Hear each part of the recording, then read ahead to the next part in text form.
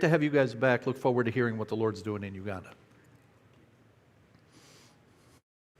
Good morning. Still morning. Just making sure. It is a pleasure to be back and give you a little bit of an update on what is happening in our world in East Africa. Let me get organized here. We're going to look at a little video in a minute that will... this video was made by our daughter, our eldest daughter, who's not with us. I have some computer skills, but the younger generation tend to outdo you a little bit as they go to college and learn how to push, at least if nothing else, it's a lot, they can do it faster.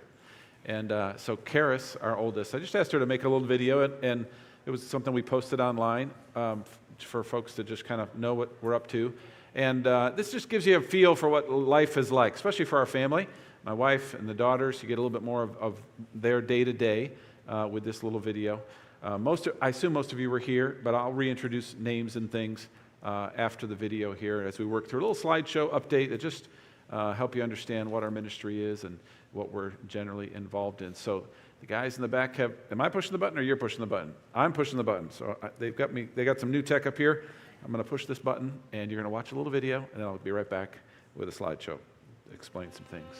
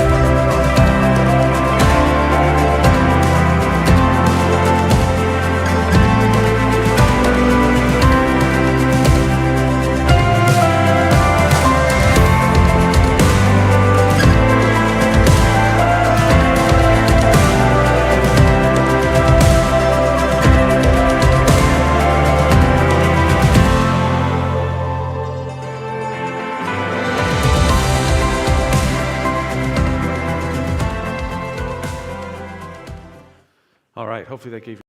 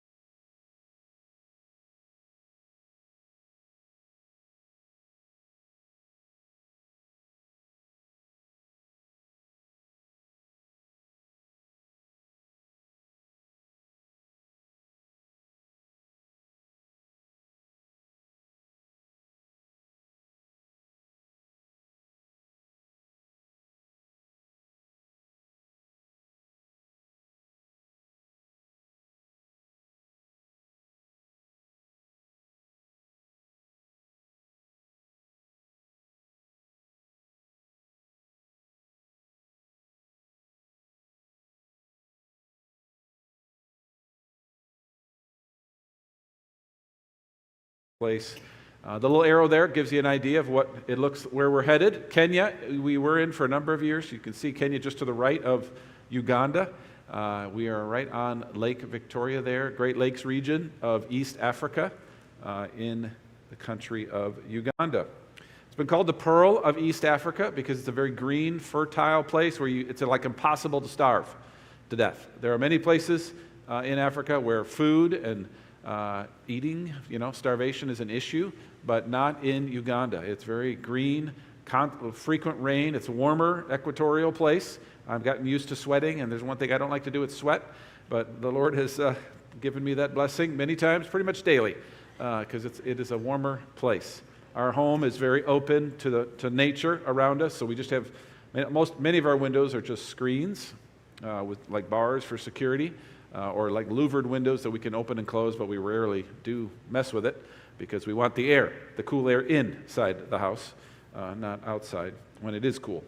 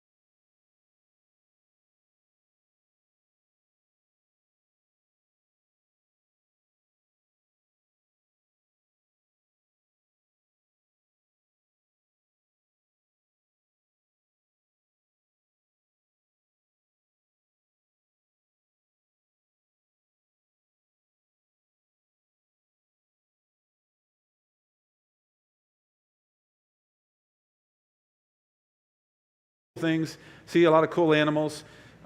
When you have the time and a couple hours away, we can go to places and see some of these. I took a good number of those pictures, and so people make fun of me for being a birder, which I don't think I'm a birder, but birds are pretty, and they're different from American birds, so they get my attention.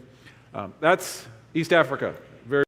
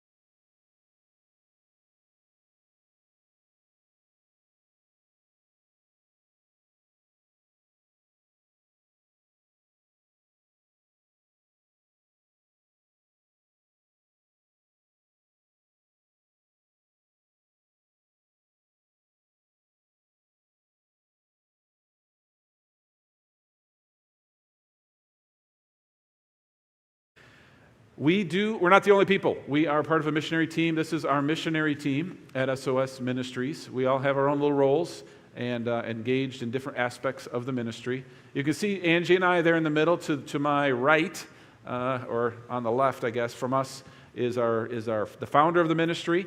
We're close in age. He and his wife, Shannon and Danielle Hurley, are their names. I won't go through everybody because it'll take too long. But we have a great team. They're our neighbors that we work together, we play together, we get on each other's nerves together. We have all kinds of, it's just, when you live together and do a lot of things together, there's lots of opportunity for sanctification and patience and endurance. But we're certainly thankful for these folks. They're watching our home and turning on the electricity when the electricity goes off and keeping the freezer from not melting and doing other things so that when we come back, there's still something there to move into quickly. Whenever we are home, I always show this slide to try to remind myself and churches what we're doing, because I think this is a very church-centered philosophy statement about what missions should be. And we're really going to take the rest of our time together to flesh this out a little bit. So let me read it, and we'll go as we go. But we seek to fully establish churches for the glory of God by evangelizing the lost, equipping the saints for the work of ministry, and entrusting the word to faithful disciples. And you can see the E's all over the place. But the big purpose of church-centered missions, establishing churches, because the Great Commission was given to apostles who thought that they should plant churches, and they spent the book of Acts doing that. And you see them scattering all over the world. And what happens? Paul and Peter, they start writing letters, not to individuals usually, but to churches in places. And they're trying to help those churches reform and improve and be established. And the book of Revelation, at the end even, is written to churches. And so we keeping missions church-centered, church-focused, gospel obviously is in the middle of that, is crucial, I think, to the work that God's given us in our Bibles. It's what our Bibles are about, especially our New Testament. And in the world of missions, there are a lot of distractions and bright, shiny lights and other things that I could do, and so focusing on these things, I think, is very New Testament-like, and as we go, you'll see that even the Apostle Paul, Romans 1, Romans 16, he's talking about establishing the church, and if you know what the book of Romans is about, it's not light reading, it's pretty heavy duty, and it's designed, that content is part of maturing that church, establishing that church. Peter does the same thing. 2 Peter, number 3 there, Paul actually sends somebody, kind of like we do today. We send people to help establish churches, to strengthen that church. Paul sent Timothy to the Thessalonians to establish them in the faith, to make them stronger, to help them get organized, to understand and believe the right things. And that's in many ways what the American church is doing today. As we travel around the world, Americans, boom, they know our language. Many times, Uganda, English is the national language. They all have a mother tongue. They might learn another tribal too, but English is the national language. So the language of education, the language of government, language of media, it's in English many times. The British did us all a big favor when they made colonies around the world. They created English-speaking countries, nations, continents, that allow the theological language of the world today to go worldwide. Because much of the world can read an ESV. They can read an NIV. They can use Logos Bible software. They can use your old hymnals. And we'll talk more about how God's using some of the English language in some ways in our part of the world. Obviously, this all begins with the Great Commission, which hopefully you're very familiar with, but as we look briefly at that, verse 18, verse 20, we see God's sovereignty anchored by God's authority or his omnipresence, right? He's in control of everything, and he is always with us. So he bookmarks what he says in between with those two ideas. Probably not an accident, because what he asks us in the middle is kind of hard and kind of difficult, and it takes time and money and energy. But if we're going to make disciples and baptize them and teach them, we're going to have to create things and do things, and it's going to be uncomfortable. It's going to take our whole lives, but he, by the way, is sovereign. All authority in heaven and earth.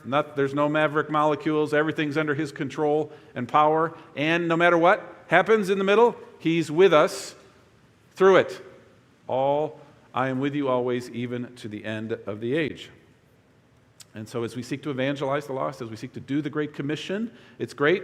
It involves us. And when a missionary is here talking about those things, it's easy to think, okay, that's what that guy does. But that's actually what you do here, right? I mean, it looks different because it's in a different continent and different people, but you're actually doing the same thing. All the announcements this morning, we're pushing the Great Commission farther in many ways. We have this building, even though it's been reconformed, or whatever the word would be, refurbished to serve the needs of this local assembly, it's doing the Great Commission. We created a special thing, a pulpit, and we made it really easy to understand everything that happens in here, and super comfortable. We got cold air blowing down on me, just to keep it easy and comfortable for us to understand the gospel and do the Great Commission that God has given us. And so as we seek to do that, we don't have as much air conditioning, but they don't care. They don't know. They don't miss the air conditioning because they're not used to it. And so we have a lot of outdoor meetings and indoor meetings. We use relationships a lot, meetings in our homes, various opportunities that we have to share the gospel with people. Many times in our world, they're coming to us because of where we are and the ministries we're a part of. And so we have church leaders who come who don't know the gospel, who preach a prosperity gospel. We have villagers around us who don't have any understanding of biblical truth or the gospel. And so there's so many opportunities, even whether it's in our local church, to preach or teach, be involved in baptizing. We have a water tank. It's just it's a water tank that's cut in half that we put really cold water in when it's time to baptize. We teach church doctrine. I taught a class on the statement of faith of the church, and all the oldest villagers, the old ladies whose husbands had probably passed away, were the ones who came to the meeting. And this was like a 15-week thing because they wanted to know, what does this church teach from the Bible? And they wanted to understand it. And I mean, these were like 70, 80-year-old folks. And there's not many of those in our part of the world. And so it was really interesting to see their love of doctrine and truth and wanting to know the truth. We have many opportunities through various ministries to teach the truth, to evangelize, and sometimes that means meeting with people, loving on people, spending time with people, having meetings, having people over for meals. That bottom right picture is our back room. You can see a little bit of green out there. That's kind of just right outside the house. Those are open windows. They're just screens there because it's generally warm enough. It never gets cold enough that you need to close windows, really. And so we enjoy a lot of fresh air there as we have meals with folks. So if we move past evangelizing the lost and then the many creative ways that takes place around the world in local assemblies and local churches and different cultures, we move to doing something with those new disciples, right? And Ephesians 4 says we should equip those holy people, those saints, even no matter what level they're at, start equipping them for the work of the ministry. And so God gives leaders. That's the text that we got apostles and prophets and pastor shepherds, teacher shepherds who equip the workers, right? The people for building up the body of Christ. And so in our context, this ministry began in the jungle where there was nothing. And now there's a lot more than nothing there. And currently there's a large building underway that's going to be our church building. This is from the inside and outside of the building. It should be done around November, but it's going to seat about 1,200 people, which is a lot bigger than we need. But we anticipate a little bit of growth, and we anticipate serving groups who will come. We currently have 3 national conferences on our campus, men's, women's, and a youth national conference. So it's called the Baptist Union of Uganda, and we have a pretty good relationship with that group of churches who are in really sad shape, unfortunately, and have no real good quality options for training their leaders. And so SOS is in some ways ministering to that group of churches by hosting meetings for them, by providing preachers and teachers, by helping educate their future leaders in our college. And so we've also got a connection with the Baptist Convention of South Sudan, which is even worse off than the ones in Uganda. And it's so bad that the president of the Association of Churches, the Fellowship of Churches, lives in Kampala, Uganda, because it's not safe for him to live in South Sudan. So he's living in a whole other country. So it's a tough place to live. And so by giving these groups of churches a place that they can meet, a place that they can come to and pay very little, close to nothing, probably nothing for much of what happens. It's a big benefit to them and their churches, encouraging these Bible-believing churches to know the Word better and to grow and develop in their own context, in their own place. Equipping the church looks like a lot of different things. Meetings with some of our men. We have something called Professor Night. I'm the professor, and on Monday nights, guys come over, about 10 of our students. We have dinner together, and we talk about some subject for another hour. And so, major cross-cultural experience for everybody involved, because they've never been in the home of somebody with this color skin. They have never been in an Americanish home that actually decorates the house and has, reasonable furniture in the house. They're not used to flush toilets.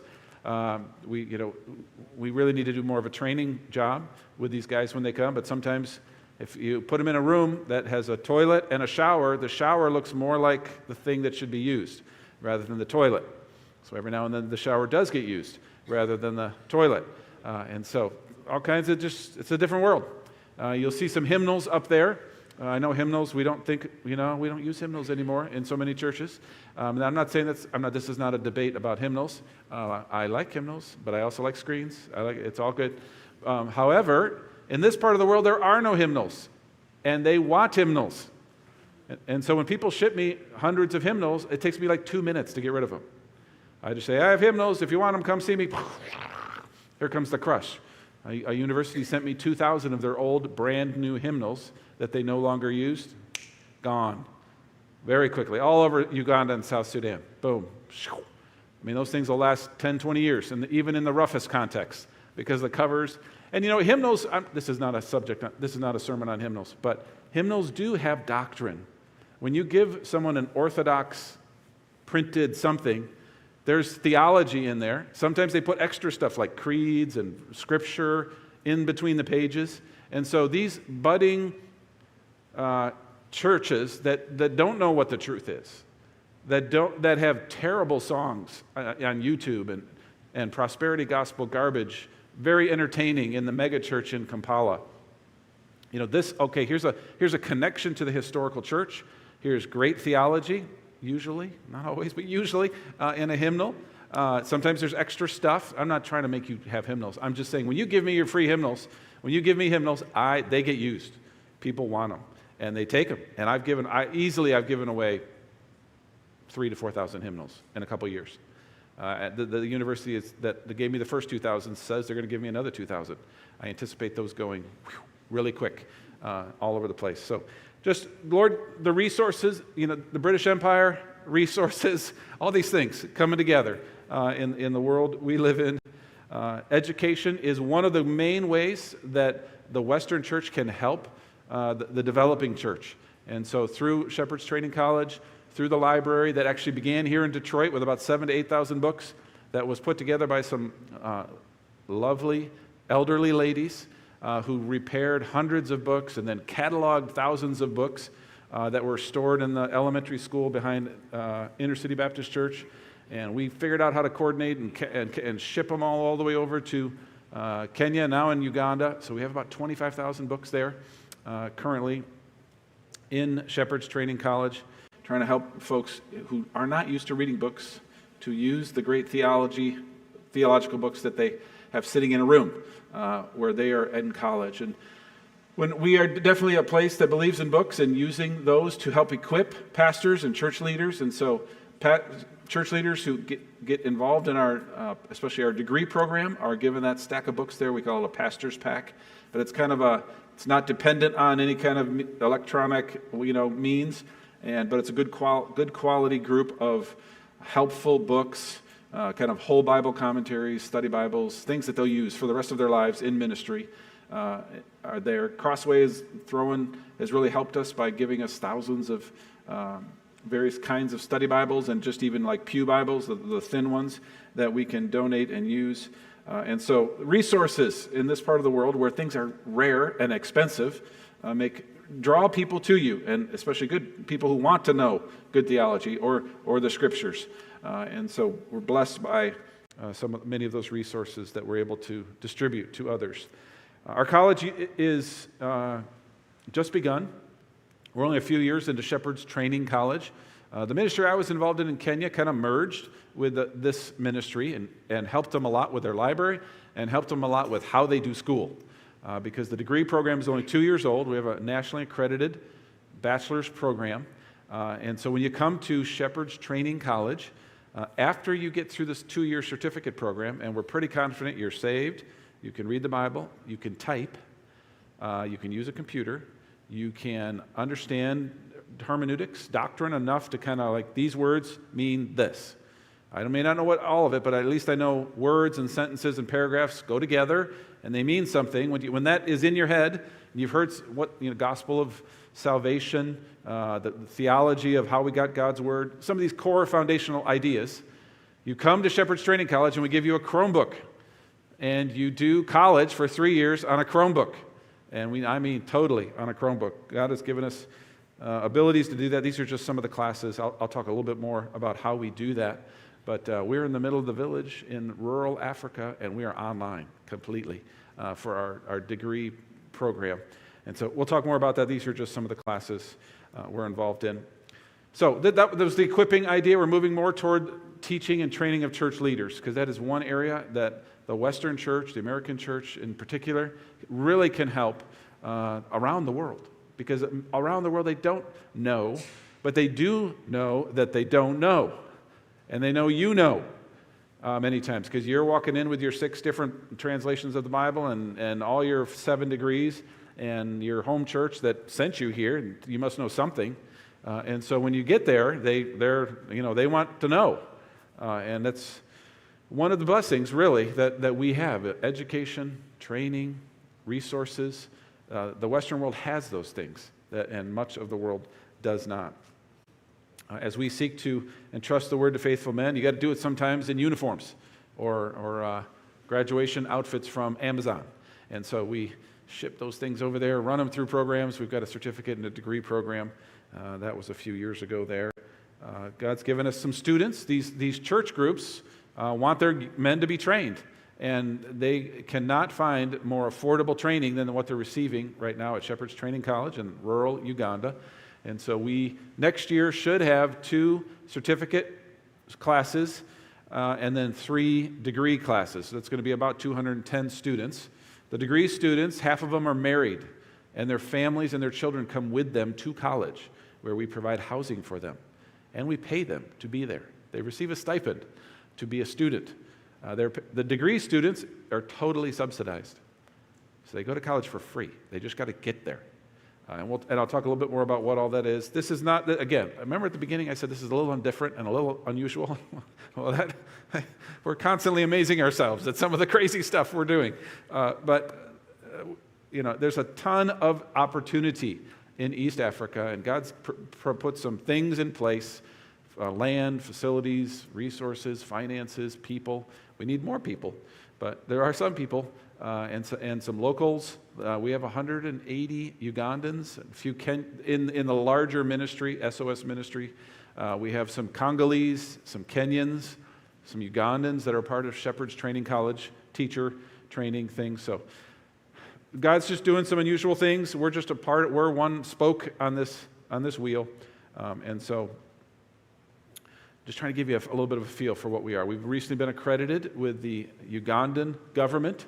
And those are the countries that we hope to have students from. We have students from 3 or 4 of those now, but we see some possibilities in the future as we work these men through traditional academic programs to really hopefully have a great impact on them. And part of the way we're doing that is through some of these resources. You may have heard of TMAI, the Masters Academy International. It's a network of pastors' colleges. And little secret, when you go to seminary, some of you have gone to seminary, your pastor has gone to seminary. You want your pastors to go to seminary. That's good. Make them go. Require it. However, when they do go to seminary, they learn lots of theology, lots of foreign languages, things that you want to know. But what they often don't learn is how to run a school. So when those seminary-educated people go somewhere else and have to actually do a school like they went to, it can be really messy. And difficult. And so TMAI is just an institution trying to help these theological pastors' colleges produce things and do it in an organized and systematic way. And so sometimes it's through resources like Logos. We work through them to get a special price or special package with Logos. So our guys get a free license, or they get a license. It's not free, it costs $300, but they get a license and they get 500 books on their device. Now they get a Chromebook when they come to school, but that device will, whatever their devices will in the future, will take that license with them. So they'll walk around with 500 resources on their phone. We use things like Starlink. Everybody knows who's responsible for Starlink. So we're connecting to satellites in the middle of rural Africa to have, I mean, we've probably, just at STC alone in the larger ministry, we have, 200 or so folks that are online frequently to do what needs to be done. We use all the Google apps to run the entire college, calendar, email, Google Classroom. If you are a accredited, nationally recognized institution with a website in much of the world, you can get free access to all the education apps, all the Google apps, which makes it really easy, or easier, to do some college stuff in a very rural place that looks like this. And so this is the village this is the school campus, dormitories, main academic buildings and things. This is our certificate housing. These are cabins with about 8 people per cabin. Running water, flushing toilets. All the furniture is made out of mahogany, 2-inch thick Congolese mahogany. Really beautiful stuff. Looks a little bit like this. That red furniture, really long-lasting, great wood. We make everything out of steel, right, in our country these days because Michigan and Wisconsin and Minnesota don't have endless forests to chop down anymore. And so we're making things out of steel. But in this part of the world, it's cheaper to get really nice wood from Congo and make our furniture. That picture on the bottom right is our housing for our degree students. And if you look up at Courtyard A, that's actually 15 3-bedroom units, which our married families move into when they come to live with us during their 3 years of training. And so the families come, the kids, which means you've got a bunch of kids that need to go to Legacy Christian Academy. You get a bunch of medical problems. That means they got to go to the medical center. A whole host of issues when you have 100+ people move to your campus every year for the bachelor's program. It just makes our little village a city pretty quickly. And so we're starting to struggle with some of that. This campus has been being built for the last 20 years, so it's just been like nonstop construction. In many ways, we're still dealing with some of that because right now STC is trying to build one of these. We need a place for our library because we're using a classroom for our library, and that doesn't work. And so we've got to build a bigger building, which has already begun. You can see the construction here, and we're praying that will be done soon, so that by February of 2026, we could move 20,000 plus books again. I'm so tired of moving books out of one place into another place. And hopefully that will be the last place that those books have to be moved to for the rest of my earthly life. But Lord has been, just given us some amazing blessings in what I'm describing. Hopefully you can tell that we've kind of entered into and given some strength and support to as we try to do many of the things we've described. So how can you pray for us? Hopefully you've understood some of our challenges, some of what we're involved in day to day. These are just areas where currently now and in the future we anticipate problems. So we would appreciate prayer. Travel and transitions. We're losing children as we get older. Because they're getting into college or graduating from college and they have to get real jobs and they can't live with us anymore and follow us around on our adventures around the world. And so that's pulling on heartstrings and trying to help us figure out how do we survive this season well. We travel not only in this country at high speeds on your highways, but also in other parts of the world where it's a little more dangerous sometimes to travel. And sometimes this American with this face attracts attention, unwanted attention. And so security and safety in travel is a thing. As we try to live our lives well at our age, many of you know that you don't get more energetic as you get older, right? It just doesn't work that way. You have to go to bed early. We joke about missionary midnight, which is like 9 p.m. And other things. Why can't I sleep past 3 a.m.? All those kinds of things. How do we live the lives God has given us well in a different context, in a different place, holding on to a rope that we hope doesn't break because it just takes one little thing to go wrong in our world. One car accident, accidentally run over that guy, run over that motorcycle, this legal problem, this kid problem, this family problem, this mom and dad problem, right? It just takes one of those things to go boom for everything we're doing to be massively impacted. And so pray for wisdom as we try to limit those things as we serve the Lord. Safety is a constant concern. I don't want you to freak you out or anything. We think our village is safer than Nairobi because we're much more concerned about security in Nairobi. But every time we go to Kampala, the doors are locked, the windows are up, and we're in our tank, and we're not rolling windows down for anybody. And if I hit anybody, unless there's blood on the highway, I keep moving because it's not good to stop and have a talk with the crowd that comes. And we might throw them in the car and keep moving, but we usually keep moving. Go to the hospital or something. That has never happened, but I've heard about it happening, and I'm ready for it to happen if it ever does. But safety, people know where I'm from, and they know enough about where I'm from to want to part with, or want to take some of where I've come with them back to their place, and I'd like to prevent that whenever I can. And of course, all this has happened that the Lord would be glorified, that His church would be built, that the gospel would go forth, that people would be, that churches that I will never have the opportunity to be in because they're in very primitive and remote places where it would just be like a total circus show. If I showed up on that Sunday, everybody would be, kids would be crying because they've never seen somebody with this color skin, and I would be a complete distraction. But my student who lives in that community will have a much bigger influence, much broader opportunity to preach the gospel and keep it focused on the gospel and on God's word, and rather than have a distraction, right? And God's word is glorified, and God is glorified, and I'm not the attraction in those places. And so we long for that to happen, for God to be glorified in the lives we live, in the words we proclaim, in the stuff we do. And so pray that happens as much as possible. We'd love for you to take a prayer card, which looks like this. Okay, you're going to see another picture here in a minute. Prayer cards look like that. We'd love for you to take one of those. There's lots of information on those.